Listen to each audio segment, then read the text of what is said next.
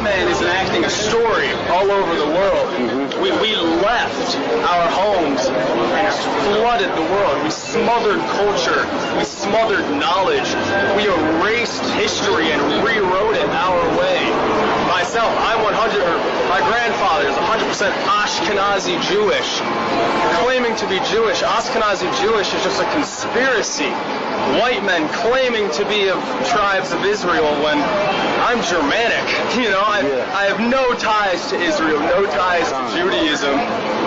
You know, except loosely written history that's been whitewashed over for centuries, and you know, from the Renaissance. Oh yeah, right. You wipe everything clean. It's funny how exactly the Renaissance. It's this rebirth, but it's white rebirth. Think at the same exact time the Renaissance is happening, Columbus is sailing to America and committing genocide. My nationality is Edom. We're the descendants of Esau, and whom most people on this earth call the white people, or the white race. But the Edom in the Bible comes from Esau. He's the twin brother of Jacob, which you can read about in Genesis chapter 25. Esau came out red and hairy like a garment. Hug, hug. Thank you very Look at much. how red you are now from that. He's beaming. No, really, you should see your face. It is crimson. And his blood showed forth through his skin, so he was from there called Esau, because it means red. And you'll notice that white people, you know, when they get angry or whatever, their skin turns red. Any type of skin condition, it'll be red. It's a biblical description, so you can know who these people are in the earth at all times, even these times, the end times. So yes, I am an Edomite. My thoughts on the Negroes that are, or the so-called Negroes that are asleep in these times, it's kind of sad, but it's actually a really good thing. It's, number one, it proves that, you know, the prophecy of the Valley of the Dead Bones, you know, how could these people wake up from their sleep? You know, at least we know that these people are asleep and now they're waking up. You know, now is the time that they need to wake up. Now is the time. It's getting pretty close, and they are waking up. But no, the Negroes themselves, or what they like to call themselves, or what this whole world likes to call these people, are black people. But that kind of broadens the spectrum, you know. That's like it's just as bad as calling a white person a white person. You know, there's different types of white people, different nations of white people, just as there are different nations of black people. And there's different nations of Asian people, or so-called black people, and black is a color. There's no such thing as color when you're naming nations. Nations comes from fathers, and it's really ignorant to call people black people. But if you do the research, the true nationality of the so-called black people is Israelite, or Hebrew Israelites, and they're a nation of people who descended from Jacob, who was later named Israel, who had 12 sons, who became the 12 tribes, who multiplied into the uncountable number of Israelites that are as the sands of the seas today. Can't count them, there's so many. Yes, they are Hebrew Israelites, and that's not a religion, that's not a cult, it's strictly a nationality, bloodline of people, and it's that simple. They're a bloodline, and you cannot convert into being an Israelite. You can't, you know, change to be an Israelite. You know, you are what your father was, what your forefathers are. You know, I can't claim to be an Israelite because I know for a fact that I'm an Edomite. And Israel was not my forefather. Esau was, based on the biblical descriptions. They're not even there to like follow the Most High by any means. It's all just a huge reverse deception that everyone has fallen for, because now is the time. People know now. Now is the time to wake up from your sleep, Israel.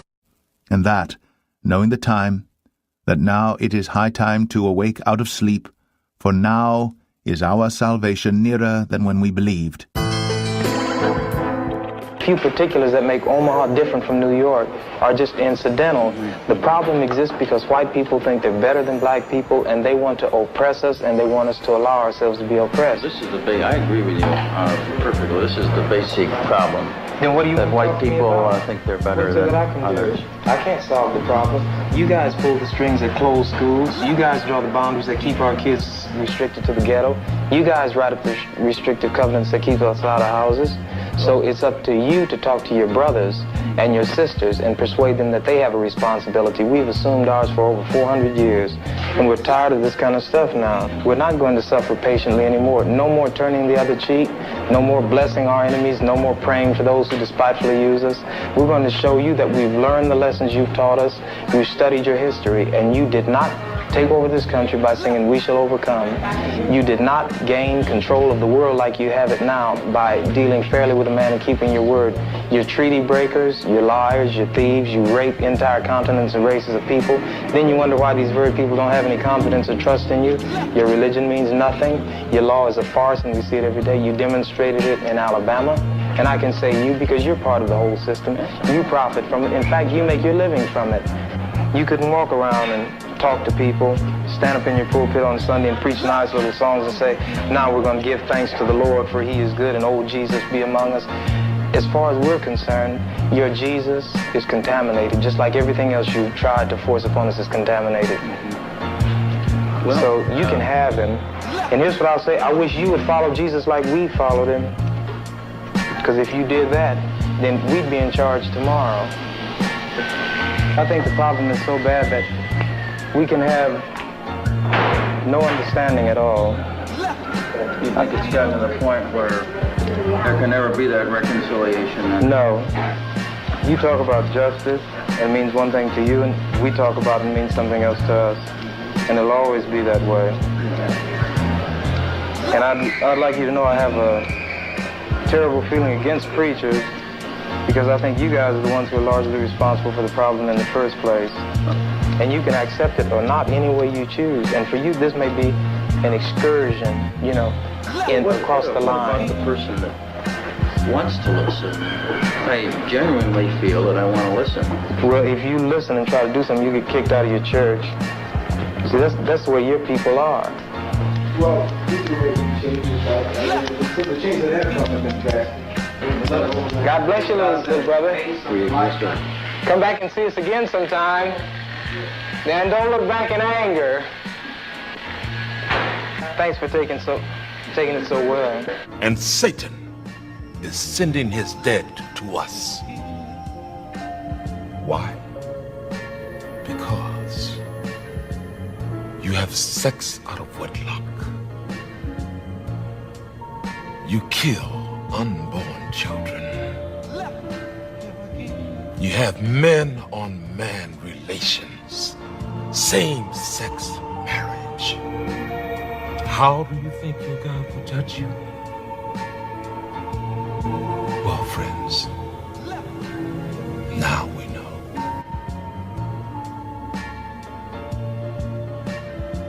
When there is no more room in hell, the dead will walk the earth.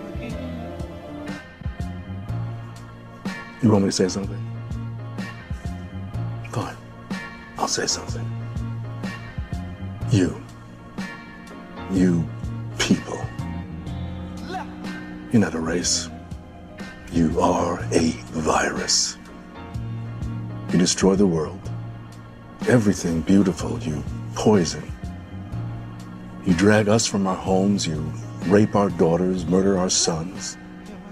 You crack our spines and do all you can to break our will. You stab us. Then you put the knife in our hand and tell us it's our fault.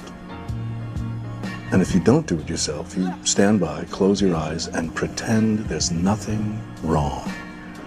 And then you pray to your God to silence our screams so that you can enjoy the happiness that we built for you with our blood.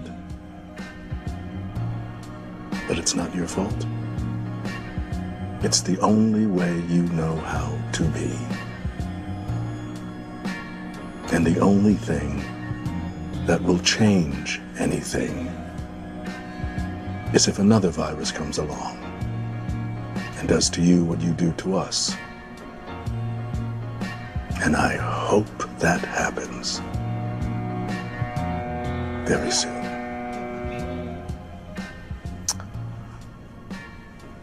Well,